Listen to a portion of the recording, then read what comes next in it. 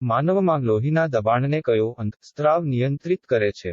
એ. Thyroxine, B. Estrogen, C. Aldosterone, D. Insulin.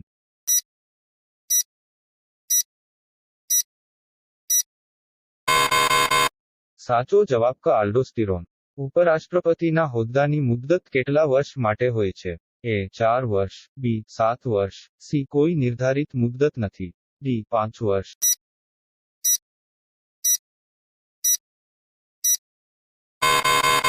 સાચો જવાબ D. 5 વર્ષ. મોહનલાલ પંડ્યા અને શંકરલાલ પરીખ શેની સાથે સંકળાયેલા હતા? એ. અમદાવાદ મિલ કામદાર હડતાલ, બી. દાંડીકૂચ, સી. બારડોલી સત્યાગ્રહ, ડી. ખેડા સત્યાગ્રહ.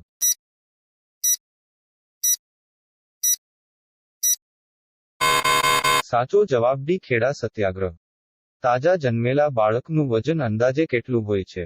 એ. 100 ગ્રામ, બી. 800 ગ્રામ, સી. 350 ગ્રામ, ડી. 1400 ગ્રામ.